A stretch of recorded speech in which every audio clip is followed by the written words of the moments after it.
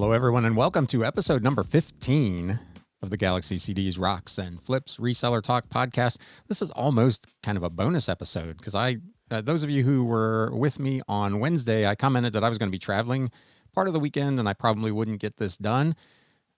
It's going to be really late, but it is going to get done. So here you are. Here is your podcast, something for you to listen to on what may be a Monday holiday for you. You can't go to the post office, so listen to this instead. In this episode, we're going to talk mostly about kind of what I feel like some of the keys to success are, and they may come as a surprise to some folks. Probably not to all, but certainly to some. I think we'll have a quick business recap, such as it was. It was a pretty dismal week here at the Galaxy. And we're going to start off just with a quick discussion of the topic of the week, which is going to take kind of the place of reselling news, because eBay dropped the item specifics hammer this week. And man, oh man, it is everywhere. Facebook, YouTube, podcasters talking about it. There were sellers that got hit with, in some cases, multiple hundreds of listings that required updated item specifics. I'm kind of two minds on this. The first one is, I think the timing on this is horrible. And this has been the big complaint of a lot of resellers. We're going into fourth quarter. We're technically in fourth quarter now. Sellers have other things to be doing besides editing and updating 200, 300, 500, 700 listings, whatever the number happens to be. In my case, it was less than 30 so far that have required updating. But if you're a clothing seller, man, you probably got hit pretty hard. And I definitely empathize. The timing of it is terrible. This, to me, is an exercise that should take place in the second quarter or the third quarter, not heading into fourth quarter. So I certainly understand those concerns. On the flip side, they have been telling us for weeks, and they gave us tools weeks ago to go in and kind of preemptively update our listings. And a lot of people have either chosen to ignore it, or for whatever reason, they weren't paying attention and were unaware of it, and they didn't take any action. And now here we are. The floodgates have opened, and there are hundreds of listings that need to be updated. So shame on us if we didn't get out ahead of this. eBay tried to warn us. They tried to give us some tools with which to kind of foresee this coming and nip it in the bud, get out in front of it before fourth quarter. And if we didn't, I guess shame on us. But again, I will go back to the timing of it is really, really awful. This is not something that should be going on heading into fourth quarter. So with all that being said, I want to talk a little bit about the key to success. And this isn't necessarily even just about reselling. It would be the key to success in any venture, be it a relationship, a friendship, a business partnership, whatever it is that you're trying to do. And that those keys they're not out there. It's not a course. It's not a YouTube channel. It's not a podcast. It isn't a masterminds group. Those things are all like hammers and saws for carpenters. Those are tools with which we can use to achieve success. The key to success is inside you. It's your decision that you are worth success, that you are worthy, your business is worthy of being successful. And once you've made that decision, making the next decision that you're going to do the things that you need to do to be successful. You're going to find the tools, the course, the YouTube channel, the trial and error in some cases, whatever it is that will lead you to success. And like I talked about in a video weeks or months ago, it's hard to keep track of all of them. You define your own success. Don't get caught in the trap of comparing yourself to others' success. What might be success for me may be a complete failure to you and may be beyond the wildest dreams of someone else. So don't get caught in that trap. Lay out what success is for you and believe that you are worthy of achieving that success. and then do the things that you need to do to go out and earn it. Learn the craft, master the tools, develop the self-discipline to list on the days that you don't want to list, to attack that cash pile, quote unquote, death pile, and turn that stuff into money, to go source when you don't want to source, to pack items when you don't want to do shipping, test the items that need to be tested that have been sitting on your shelf for weeks or months or whatever it is.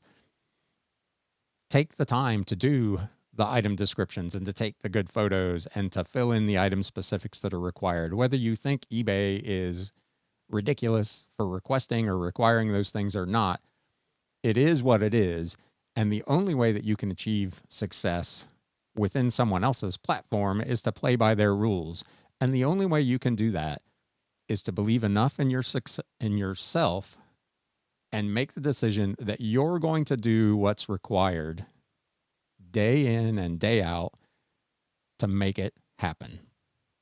So you can buy as many courses or join as many groups and watch as many YouTube videos as you want. But until you make the decision in your gut and in your soul that you're worthy of the success and that you're willing to go do the things that are hard in order to achieve it, you're going to just be spinning your wheels. So, when you'd rather be watching Netflix, take that hour or 2 hours and do some listings. It's not always fun. I present a pretty upbeat, I do really enjoy this, but I literally list, generally speaking, 7 days a week. Even this weekend where I was traveling with some family obligations, I got up extra early on Saturday morning to do some listings. When I got home, I did some more listings. My quote unquote day off on Sunday, I'm recording this podcast. I've already done 20 listings. So having the discipline to do the things that are required to succeed, that's where you will achieve success. That is the secret. That is the key. There's no silver bullet. There's no waving of a magic wand. There's no course. There's no group. There's nothing out there that can lead you to success. This is not, and again, whether it's this or sports or another business or interpersonal relationships, they all require work. They require an effort and a belief on our part that whatever that end goal is worth achieving and that we are worthy of achieving it. And until and unless we internalize that and believe it ourselves, I don't think we can ever reach our full potential. There's nothing special about any of the resellers making YouTube videos or podcasts or whatever, selling their courses, other than they've made a decision and a commitment to go out and get it done. I talked about this a little bit last week. I encourage all of you to just take that step and get started and believe in yourself. Believe that you are worth having that success and that you believe that you can achieve that success. And only then can you start taking the steps that you need to actually go get it. So that's my quarter's worth of inspiration for the week. I believe in you. And I see it all the time. I see, you watch other YouTubers and you go back and you watch their early videos and you see how much they have developed their craft, not only with the YouTube videos, but the reselling, the things that they're doing, the tools that they're using, the way that they run their business. And you watch the progression and the improvement as they believed in themselves and developed those skills and acquired those tools. It's really remarkable. And there's no reason that I can't do it. There's no reason that you can't do it. There's nothing special about anybody else. I had a basketball coach once that said, the other team puts their pants on one leg at a time, just like everybody else. There's nothing special about any of us except what we believe about ourselves and are internalizing our desire for success. So there it is. The secret to success is already inside you. You've just got to get in there and get it.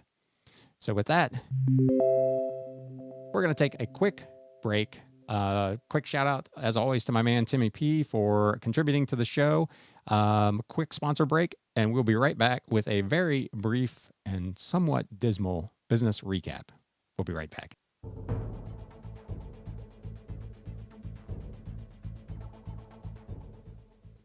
All right.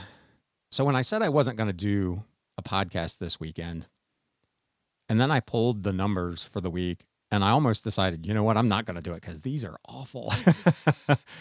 uh, and I've probably talked about it before, and it's really important that you take a long-term look at how you measure your success, how your business is doing. If you looked at it, on a daily or weekly basis, there's obviously ups and downs, and you can really get caught up in, I see people talking all the time on the various groups. Oh man, I didn't sell anything today, or, oh, it's been slow this week, or whatever it is. And the first thing I would say to you is, are you doing the things that we just talked about in the first segment of this podcast to help your business grow? Are you doing the things required to be successful? Did you list this week? Did you update listings? Did you put in all the item specifics? One of the things that's just absolutely amazing to me, as you know, I do a lot of books. And as I go in and I look for existing listings to see what the market is, you find one that the listing looks pretty good. It's got most of the information you think you would want in it. So you're going to do a sell similar. And I would bet 60% of the time, the books are in the wrong category. You'll have a book about the history of the Second World War and it's in fiction. Or you'll have a book that's clearly a novel and it's in nonfiction. It's those little attentions to detail that I think ultimately help set you apart. And I know people think it's all just busy work and non-essential, but I really, in my soul, believe that those are the things that will ultimately make a difference. If you do those little things, and we're back on the success rant somehow, not the business recap, but if you do those little things, it will lead to bigger things happening for you. That being said, it isn't all unicorns and rainbows, and this week was certainly no exception. It was, and still, for the most part, I can't complain about this, but you come off a week, last week, if you caught last week's podcast, great week. This week was just more than half of that. So in terms of listings, I did 225 new listings last week, which was a really nice number, fairly evenly split between books and CDs. I'm trying to do something like 20 of each every day. So felt really good about what I got listed this week. The big book lot that I've talked about that I just purchased last weekend, I've already done a little over $300 in sales off of that lot. So really quickly approaching the break-even point on that. So I'm pretty pleased with that. Sales for the week, $944.75. I'd have to go back, probably way back into the archives to see how long it's been since I had a sub $1,000 week. But now I won't have to do that because it was last week. Pretty disappointing coming off $1,700.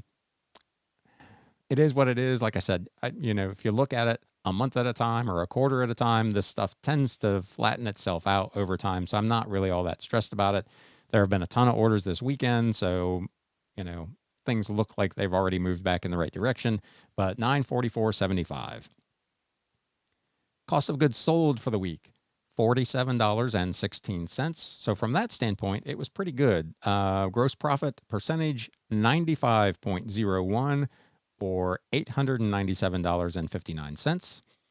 Operating expenses for the week. I did buy some additional supplies to round out what I needed for the fourth quarter. So they were a little higher than normal, $424.45. That includes all the eBay fees, all the shipping fees, and then the extra supplies I bought. Meaning for the week, my net profit percentage was 50.08. So right on target, 50% essentially, $473.14. Not ideal, but it is what it is, and we'll get on to the next week. I believe in my own success, and I'm not sweating it. We're heading into the busy time. I know a lot of sellers talked last week about their sales being a little bit off. I talked to several people personally that were experiencing the same thing. It's just one of those things that happens. Not every week is going to be golden. So you take the bad with the good You hope there's more good than bad, and you believe that that will be the case. You do the right things in the right way. And again, I truly believe that success will come. And with that, I'm going to close it out. Since this was a bonus episode anyway, you have been listening to the Galaxy CDs Rocks and Flips Reseller Talk podcast, and we'll catch you next week. Thanks, guys.